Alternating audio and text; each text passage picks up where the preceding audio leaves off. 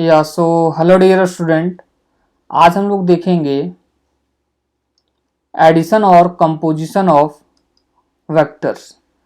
तो समझते हैं एडिशन और कंपोजिशन ऑफ वेक्टर्स क्या होता है। तो एडिशन और कंपोजिशन ऑफ वेक्टर को समझूं तो उससे पहले आप समझो रिजल्टेंट क्या होता है। सो the resultant of two or more vectors is that single vector which produces the same effect as the individual vectors together would produce. The process of adding two or more vectors is called composition of vector। ठीक है, तो सबसे पहले आपका resultant क्या होता है, vectors का रिजल्टेंट क्या होता है। सो ये आपका क्या होता है, दो या दो से ज़्यादा वेक्टर्स का रिजल्टेंट क्या होगा। रिजल्टेंट वही वेक्टर्स होगा जो आपका दो और दो से ज़्यादा मिलकर जो वेक्टर जो इफेक्ट प्रोड्यूस करेगा, वो एक अकेला जो वेक्टर्स प्रोड्यूस करेगा वो आपका रिजल्टेंट हो जाएगा। So the resultant of two or more vectors is that single vector which produces the same effect as the individual vectors together would produce and the process of adding two or more vectors is composition of vectors. जैसे मैं यहाँ इसे समझता हूँ कुछ examples के help से।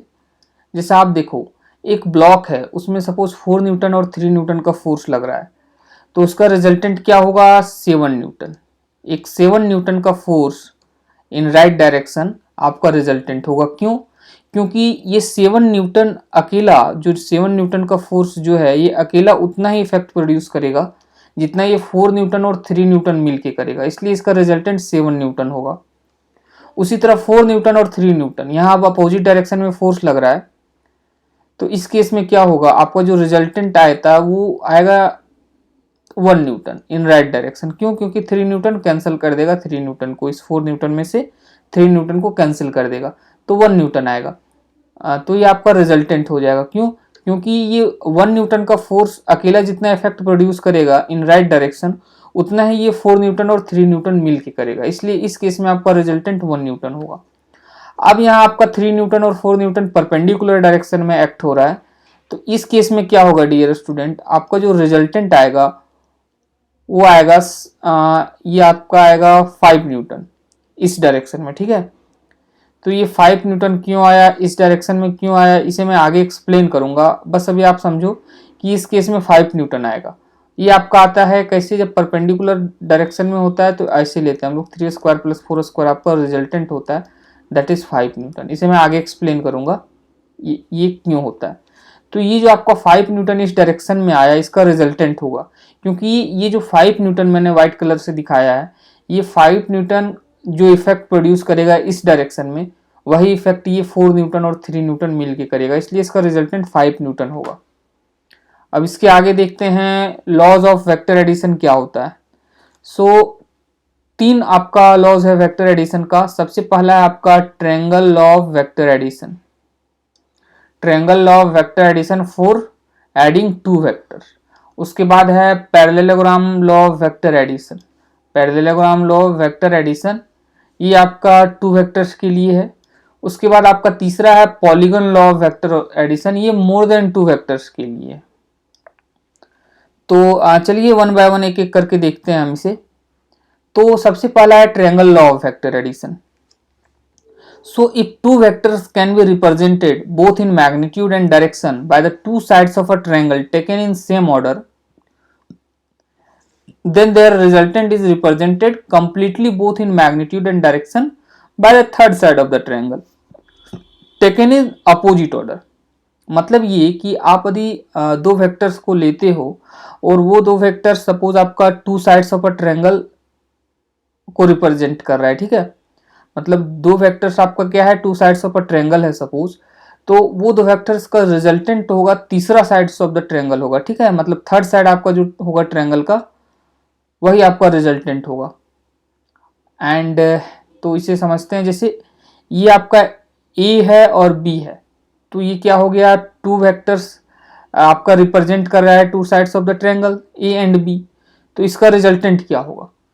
तो सबसे पहले आप देखो यहाँ, इसका जो रिजल्टेंट होगा वो होगा third side of this triangle. Okay, तो एक टर्म है यहाँ पे आपका, if two vectors can be represented both in magnitude and direction by the to sides of triangle taken in same order, taken in same order. इसका मतलब क्या हुआ, मतलब ये कि ये दो वेक्टर्स ए और बी है, इसको जो लिया गया वो सेम ऑर्डर में लिया गया। इसका मतलब ये हुआ एक का हेड आपका दूसरे के टेल से कंसाइड कर रहा है। वेक्टर ए, इसका हेड ये है तो दूसरे वेक्टर का टेल इससे कंसाइड किया, तो ये आपका हो गया टेकन इन सेम ऑर्डर, ठीक है। Then their resultant is represented completely both in magnitude and direction by the third side of triangle taken in opposite order. तो आपको अपोजिट ऑर्डर में लेना है रिजल्टेंट वेक्टर्स को, ठीक है, that is the third side.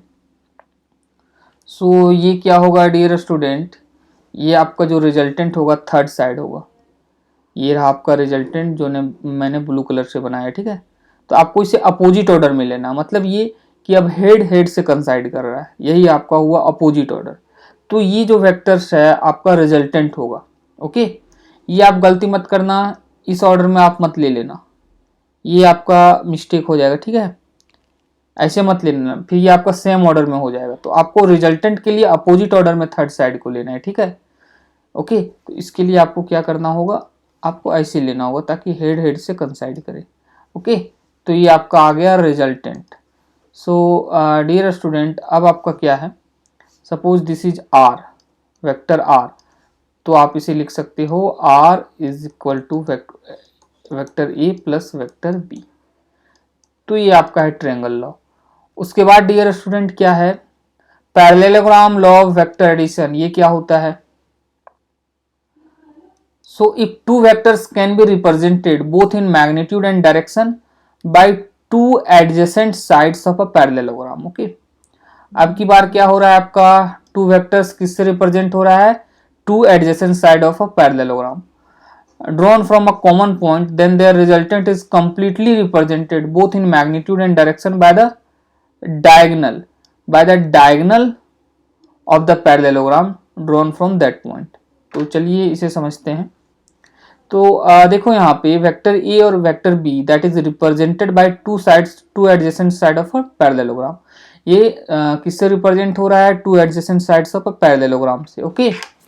So dear student, अब क्या है, तो इसका रिजल्टेंट क्या होगा, तो इसका रिजल्टेंट आपका होगा, इसका रिजल्टेंट होगा, आप जस्ट डायगोनल ड्रॉ कर दो, ओके।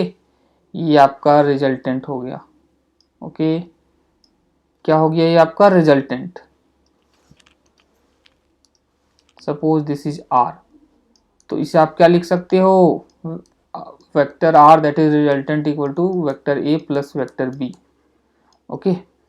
तो ये रहा आपका रिजल्टेंट। तो इसे एक बार और मैं आपको समझा देता हूं। If two vectors can be represented both in magnitude and direction by the two adjacent side of a parallelogram, देखो यहाँ वेक्टर ए और vector B two adjacent side of a parallelogram से रिप्रेजेंट हुआ है, drawn from a common point, ठीक है, और एक कॉमन पॉइंट ओ से इसे ड्रॉ किया गया है। उसके बाद क्या है, then their resultant is completely represented both in magnitude and direction by the diagonal of the parallelogram drawn from that point. मतलब ये कि ये डायगोनल है जो आपका रिजल्टेंट होगा, और कहाँ से, इसी कॉमन पॉइंट से इसे ड्रॉ किया गया, ओके। सो ठीक है, तो फिर मिलेंगे नेक्स्ट लेक्चर में। Thank you for watching the video.